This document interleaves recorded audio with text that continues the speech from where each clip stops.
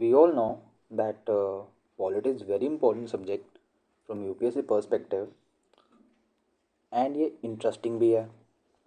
उसके साथ साथ ये स्कोरिंग भी है। इंटरेस्टिंग के साथ साथ ये स्कोरिंग भी है। पॉलिटी, इकोनॉमी, जियोग्राफी ये वैसे सब्जेक्ट्स हैं जिनमें से सबसे ज़्यादा स्कोर किया जाता है, जिनमें से स्कोर कैंडिडेट्स का हाईएस्ट होता है।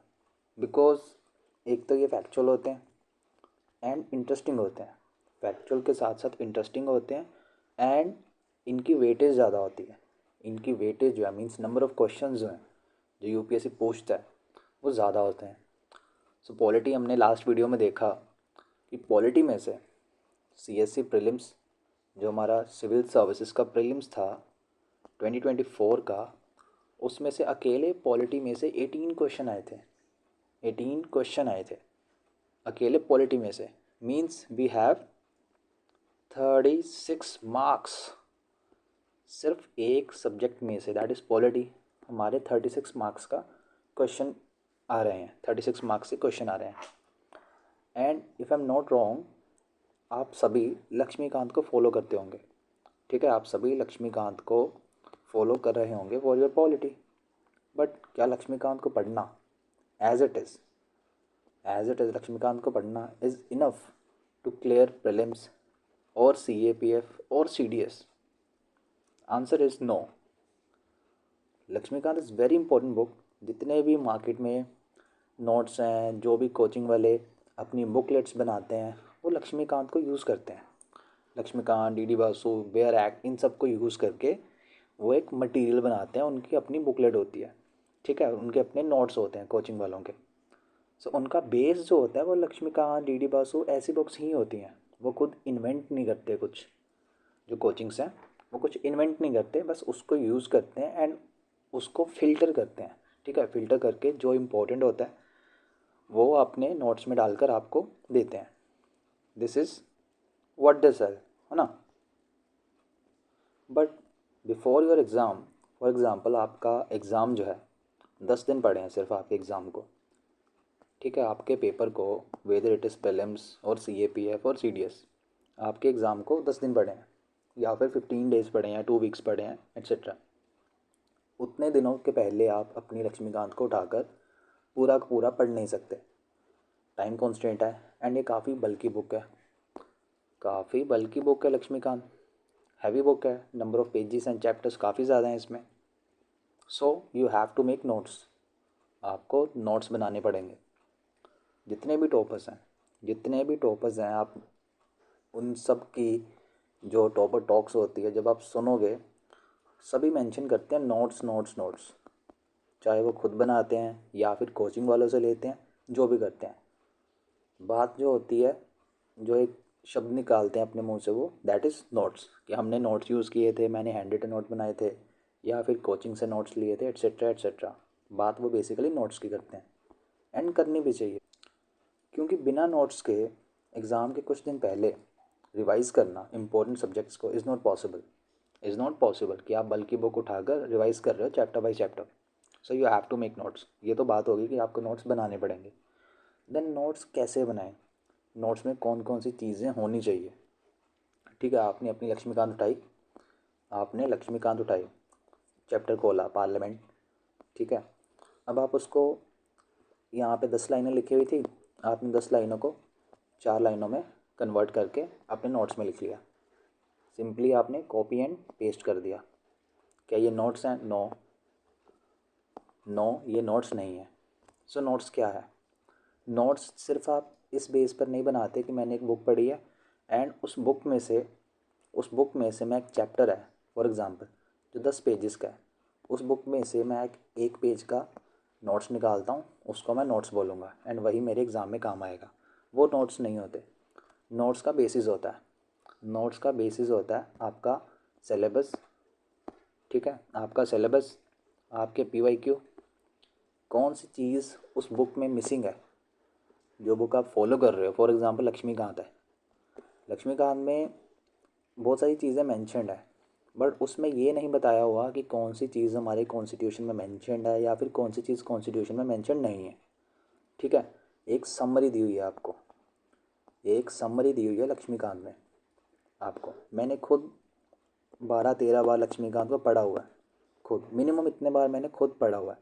एंड ओवर द टाइम पढ़ने के बाद मुझे रियलाइज़ हुआ कि मैं जस्ट उसको पढ़ रहा हूँ, ठीक है, उसमें कुछ चीज़ें मिसिंग है ओवर द टाइम। जैसे जैसे मैंने पीवाई के उसको एनालिसिस करना शुरू किया, पेपर निकालने शुरू किए, सो मुझे वो चीज़ रियलाइज़ हुई कि इसमें बताया नहीं हुआ कि कौन सी चीज़ हमारे कॉन्स्टिट्यूशन में मेंशन्ड है, कौन सी मेंशन नहीं है, ठीक है, इसमें क्लियरली बताया नहीं हुआ है, वेगनेस है।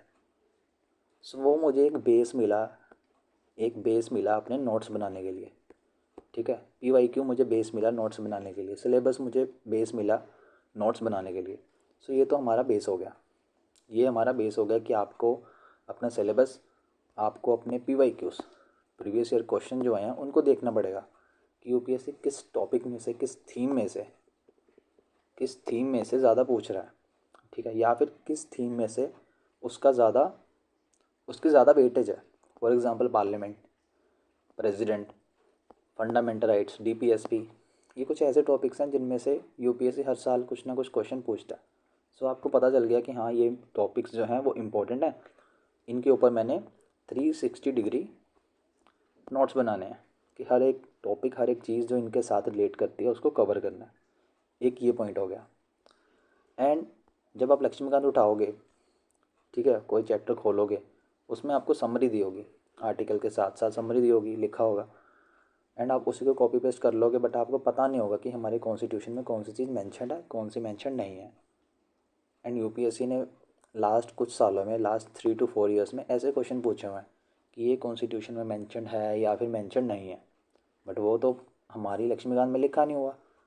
सो आपको कैसे पता चलेगा कि उसका आंसर क्या होगा? सो उसके लिए आपको बेयर एक्ट पढ़ना पड़ेगा, उसके लिए आपको बेयर एक्ट पढ़ना पड़ेगा, बिकॉज बेयर एक्ट जो है एग्जैक्ट वर्डिंग, जो एग्जैक्ट वर्डिंग है हमारे कॉन्स्टिट्यूशन में यूज़ की गई है उसको बताता है बेयर एक्ट, ठीक है। आपको बेयर एक्ट देखना पड़ेगा, प्लस लक्ष्मीकांत देखनी पड़ेगी, प्लस पीवाईक्यू देखने पड़ेंगे। ये 3 चीज़ें आपको देखनी ही पड़ेंगी to make your notes.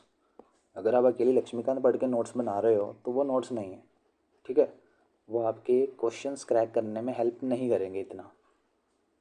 Because मैंने खुद इतनी बार लक्ष्मीकांत को पढ़ के फिर बेयर एक्ट को पढ़ा, ठीक है, फिर लास्ट 10 ईयर्स के पीवाईक्यूज़ किए, प्रीलिम्स के, सीएपीएफ के, उसके बाद जाकर नोट्स बनाए, उसके बाद जाकर नोट्स बनाए कि कौन सी चीज़ मेंशन्ड है, मेंशन नहीं है, कौन सी चीज़ मिसिंग है हमारी लक्ष्मीकांत में, वो सब कुछ इनकलकेट किया।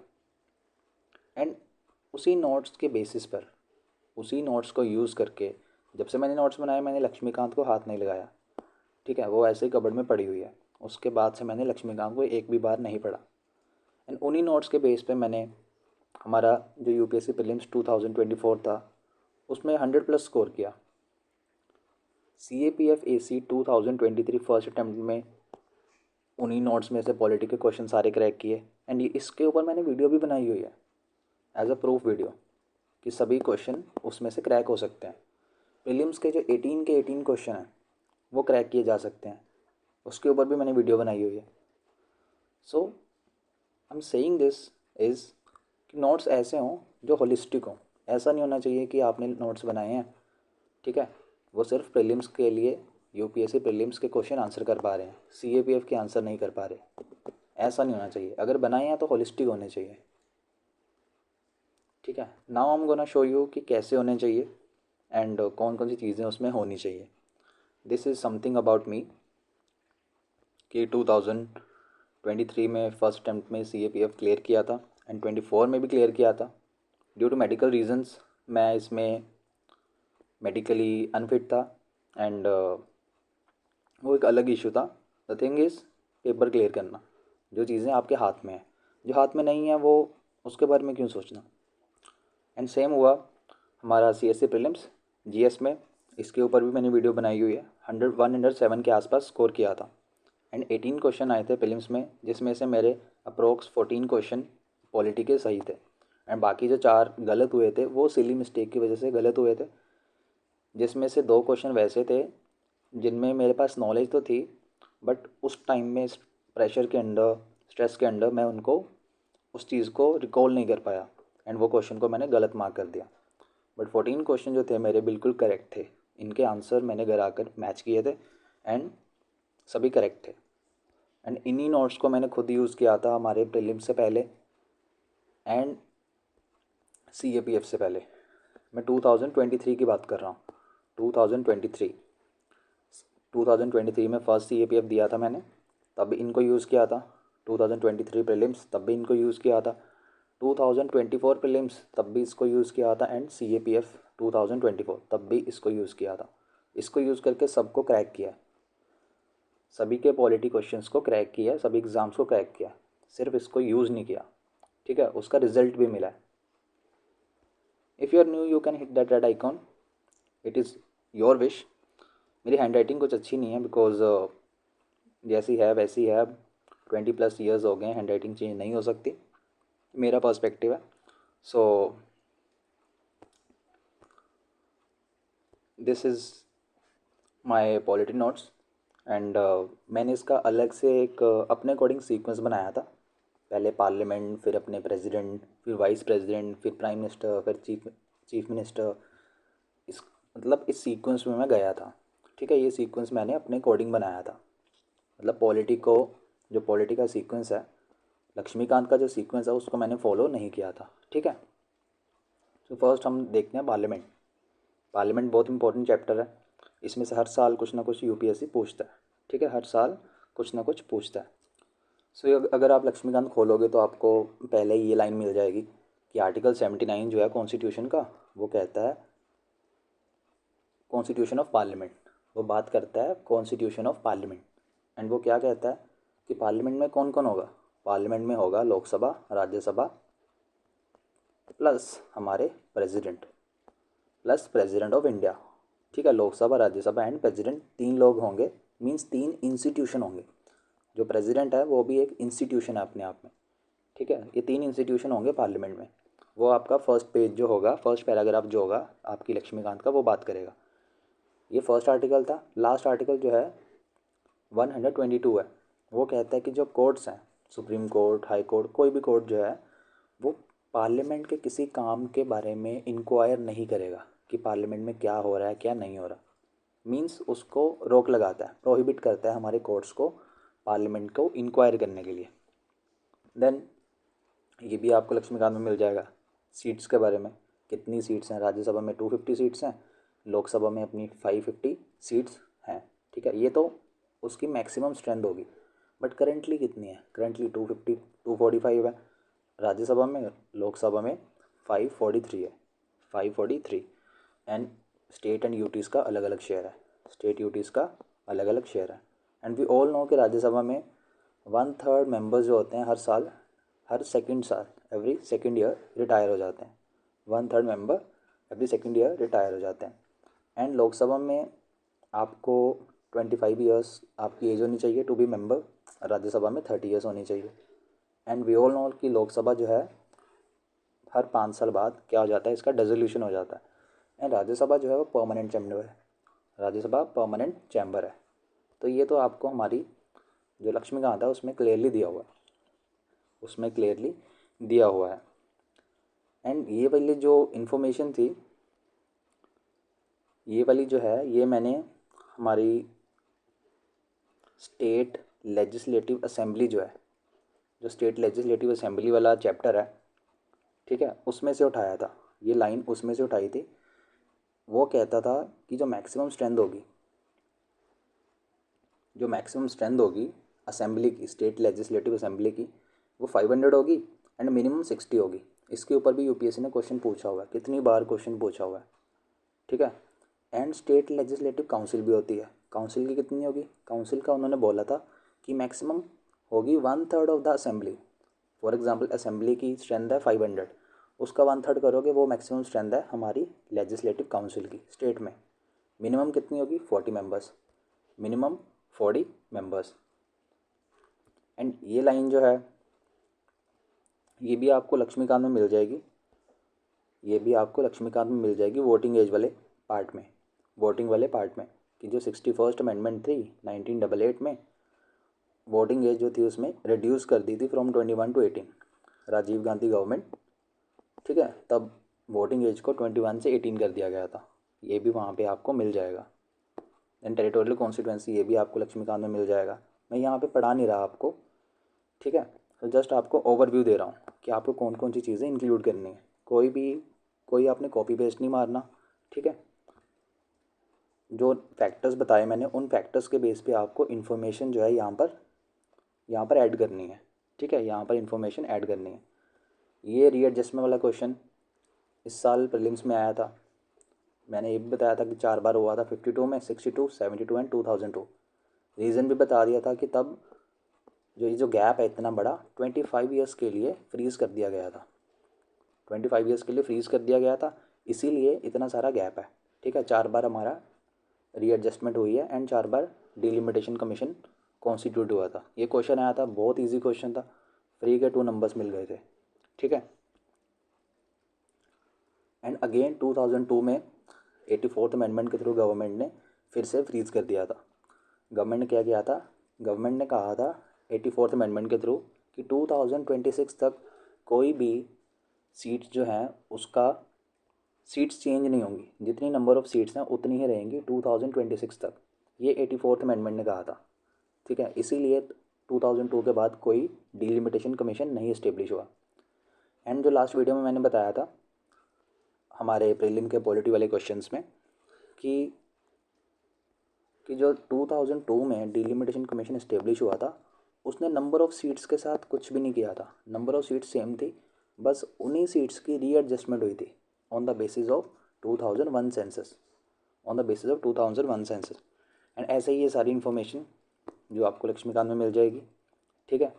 एंड ये जो इन्फॉर्मेशन है पार्लियामेंट वाले चैप्टर में, ये सिर्फ पार्लियामेंट वाले चैप्टर में से मैंने नहीं ली, ठीक है। पार्लियामेंट वाले चैप्टर में से प्लस स्टेट लेजिस्लेटिव असेंबली वाला चैप्टर, प्लस हमारा बेयर एक्ट, प्लस PYQ, इन सब में से इन्फॉर्मेशन लेकर इसमें ऐड किया है, इन सब में से इन्फॉर्मेशन लेकर इसमें ऐड किया है।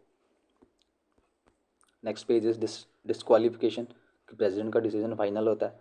इसके ऊपर और कुछ ज़्यादा चर्चा करने की ज़रूरत नहीं है कि क्यों होता है, क्या होता है। जो ज़रूरी है वही लिखो, जिसका जितना पूछा जा रहा है अलग अलग पर्सपेक्टिव से उतना लिखो, कुछ पूरा कॉपी पेस्ट करने की ज़रूरत नहीं है। डिफेक्शन क्या होता है, कौन डिसाइड करता है, प्रिजाइडिंग ऑफिसर डिसाइड करता है। इसके ऊपर भी नंबर ऑफ़ टाइम्स UPSC ने क्वेश्चन पूछा, नंबर ऑफ़ टाइम्स क्वेश्चन पूछा UPSC ने।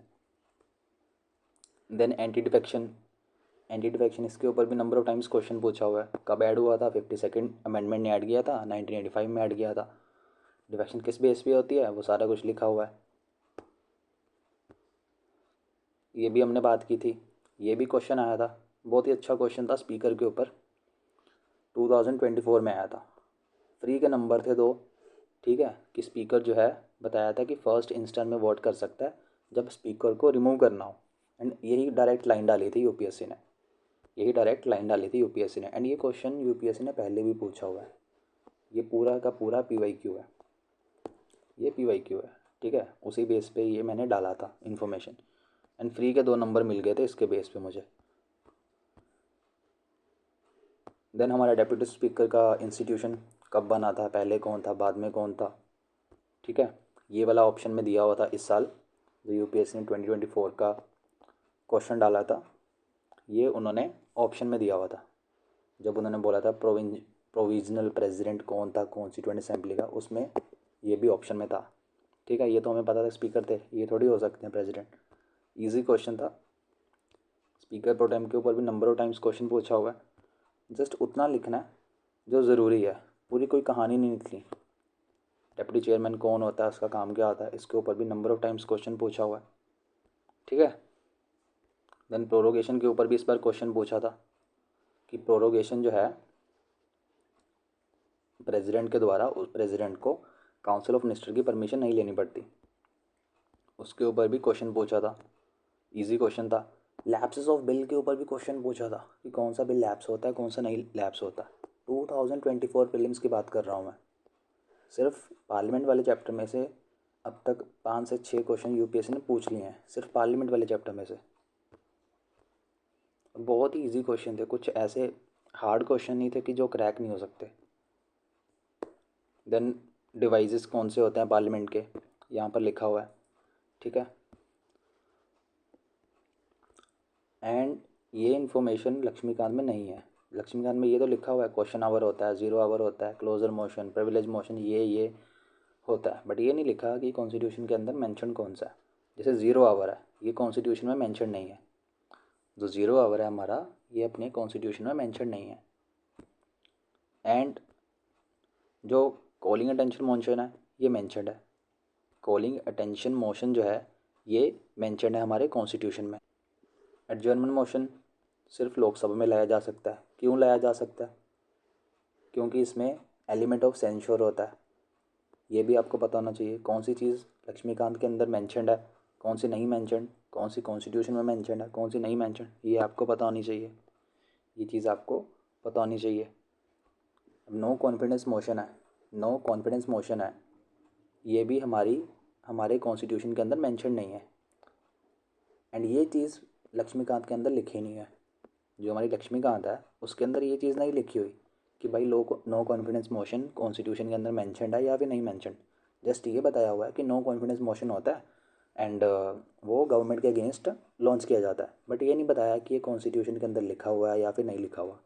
ये चीज़ मुझे बेर एक्ट से पता चली कि हमारे कॉन्स्टिट्यूशन में नो कॉन्फिडेंस मोशन नाम की कोई भी चीज़ मेंशन नहीं है, कोई भी चीज़ मेंशन नहीं है, ठीक है। सो अगेन वही है, आपको बेर एक्ट पढ़ना पड़ेगा अगर आप चाहते हो कि वन टाइम नोट्स बनाएं। ऐसा नहीं है कि एक नोट्स बना लिया आपने जनवरी में, अप्रैल में आपको पता चला अरे यार ये चीज़ तो मिस हो गई, फिर आप नए नोट बना रहे हो, फिर आपको अगस्त में पता चला कि ये चीज़ तो इसमें है नहीं है, फिर एक नए नोट्स बना रहे हो। तो वो कुछ फ़ायदा नहीं है उस चीज़ का, सैंडविच बन जाएगा।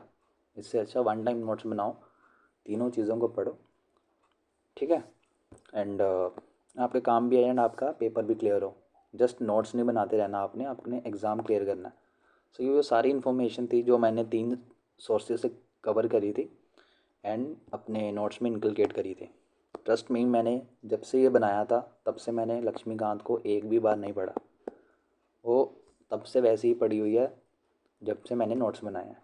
एंड इन्हीं नोट्स को मैंने नंबर ऑफ़ टाइम्स पढ़ा था जब भी मैं एग्ज़ाम देने जाता था कोई भी। सो this was all about parliament chapter. Just एक ओवरव्यू के लिए था ये कि कौन कैसे आपको बनाने चाहिए, कैसे नोट्स नहीं बनाने चाहिए, कौन सी चीज़ इंक्लूड करनी चाहिए, ठीक है। जैसे हमारा पार्लियामेंट हुआ वैसे काउंसिल ऑफ मिनिस्टर जो यूनियन लेवल पे है अपनी, ठीक है। Then next we have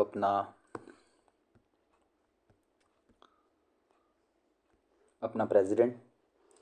next we have अपने प्रेसिडेंट के ऊपर भी क्वेश्चन पूछा था, प्रेसिडेंट के ऊपर भी क्वेश्चन पूछा था यूपीएससी ने।